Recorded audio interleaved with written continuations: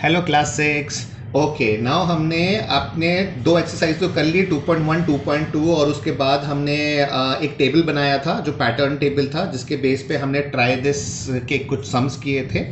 Now we are coming to exercise 2.3। अब मैं 2.3 में आपको सम्स के थोड़ा समझाता जाऊंगा कि इनको कैसे करने हैं, अकॉर्डिंगली आप उसे अपनी नोटबुक में कर सकते हैं। ठीक है, starting from question number 1 in exercise 2.3। पहला क्वेश्चन है which of the following will not represent zero.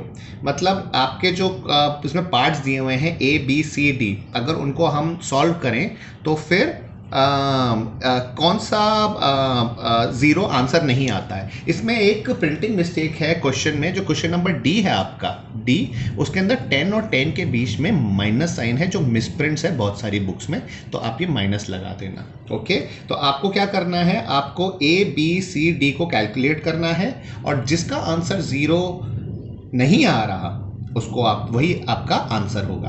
ठीक है, ऐसा कौन सा कैलकुलेशन है एबीसीडी में जो कि जीरो रिप्रेजेंट नहीं कर रहा है। ओके, तो ये आप करके कर सकते हैं। Question number two states that if the product of two whole number is zero, मतलब किसी भी होल, दो नंबर हैं, दोनों होल नंबर हैं, उनका प्रोडक्ट जीरो है, तो क्या मैं ये कह सकता हूं, can we say that one और both of them will be zero. तो मैं ये कह सकता हूं कि क्या इन दोनों नंबर में से या तो एक नंबर जीरो हो या दोनों नंबर जीरो हो, तभी आंसर जीरो आएगा। करके देख लेते हैं। पहला है कि इन दोनों में से अगर कोई भी एक जीरो हो तो आंसर जीरो आना चाहिए। सपोज करो इनमें से एक जीरो है, एक होल नंबर जीरो है, और ये होल नंबर कुछ भी हो सकता है, ये 1 हो सकता है, 2 हो सकता है, 99 हो सकता है, 100 लाख, कुछ भी हो सकता है। तो किसी भी नंबर को अगर जीरो से मल्टीप्लाई करूंगा तो आंसर जीरो आएगा।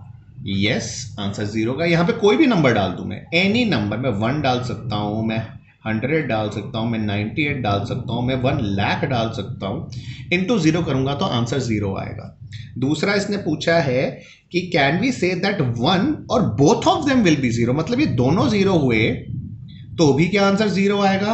यस, बिल्कुल आंसर जीरो आएगा।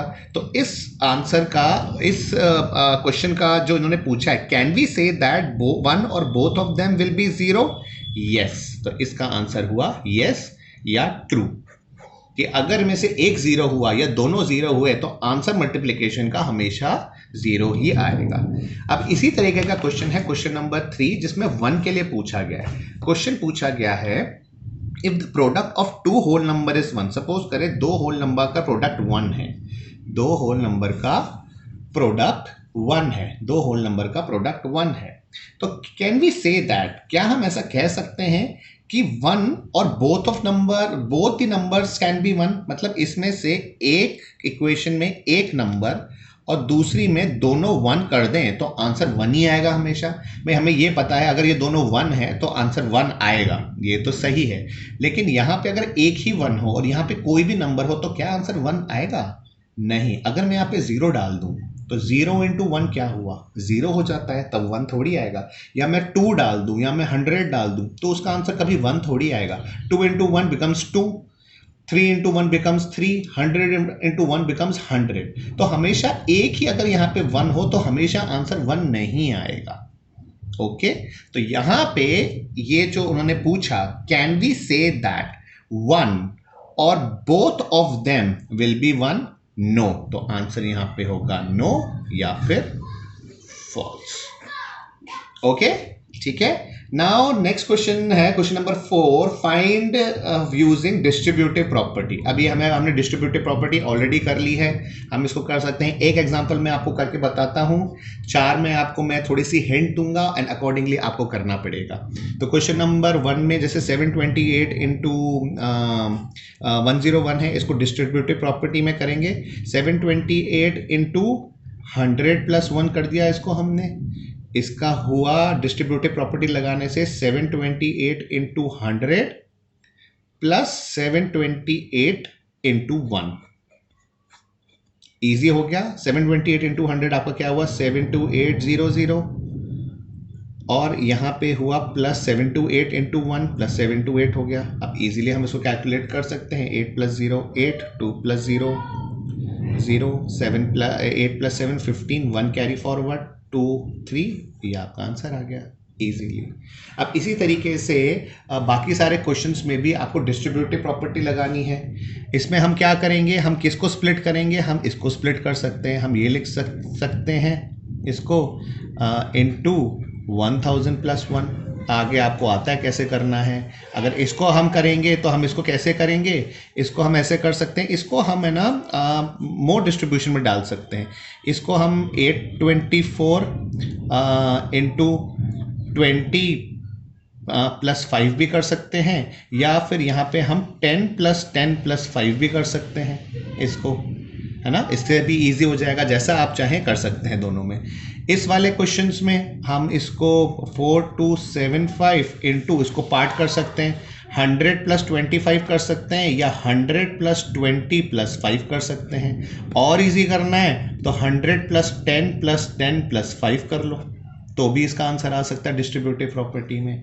लास्ट वाले क्वेश्चन में हम इसको स्प्लिट करने के बजाय अगर 500 को स्प्लिट कर दें, इसको हम ऐसे लिख सकते हैं 35 इंटू 504, और यहाँ पे हम कर दें 35 इंटू 500 प्लस 4, तो ये और इजी हो जाएगा। तो इस हिसाब से आप अपने जो आपको इजी कैलकुलेशन के लिए, ये कोई हार्ड एंड फास्ट रूल नहीं है जो मैंने किया, आप अपने हिसाब से कैसे भी इसको स्प्लिट करके आप इस क्वेश्चन को इजी बना के इसका कैलकुलेशन आप कर सकते हो। तो रेस्ट यू कैन डू। अब आता है question number 5 which is called study of pattern. इसमें आप देखिए, इसमें आपको अलग अलग पैटर्न्स दिए हुए हैं। पहली रो में लिखा है 1 इंटू 8 प्लस 1 इज 9। सेकेंड में लिखा है 12 into 8 plus 2 is 98। 123 into 8 plus 3 is 987। 1234 into 8 plus 4 is this, and last में ये। तो इसमें आप एक स्पेसिफिक पैटर्न देखेंगे। पहले उन्होंने बोला है study the pattern. Once you study the pattern, write the next 2 steps. You can say how the patterns work. इसके next 2 हमको पैटर्न निकालने। तो अब आप पैटर्न देखिए है क्या। यहाँ पे पैटर्न क्या चल रहा है, 1 1 2 1 2 3 1 2 3 4 1 2 3 4 5। तो इसके नेक्स्ट 2 पैटर्न आप निकाल सकते हैं। ये पैटर्न इज सेम 8 8 8 8 8। तो आपको पता है यहाँ पे क्या क्या आएगा नेक्स्ट 2 पैटर्न में। यहाँ पे पैटर्न है आपका 1 2 3 4 5, तो यहाँ पे आप नेक्स्ट 2 पैटर्न्स डाल सकते हैं। यहाँ पे आपका पैटर्न है 9 9 8 9 8 7 9 8 7 6 9 8 7 6 5। नेक्स्ट में क्या पैटर्न आएगा ये आपको गैस करना है, ये भी आप निकाल सकते हैं। तो इसी हिसाब से आपको ये 2 इक्वेशन, नेक्स्ट 2 इक्वेशंस रेडी करनी है। ओके, तो क्वेश्चन एक्सरसाइज 2.3 में यही 5 क्वेश्चंस हैं। मैंने आपको एक्सप्लेन कर दिया है इनको कैसे करना है। अब आप एक्सरसाइज 2.3 करके आप मुझे सबमिट कराइए, and with this we'll end this chapter, and in the next class we will start with the next chapter which is chapter number 3 playing with numbers. तो 2.3 एक्सरसाइज आप कंप्लीट करके मुझे सबमिट कराइए, and I will check it and then we'll move further. Okay class, thank you.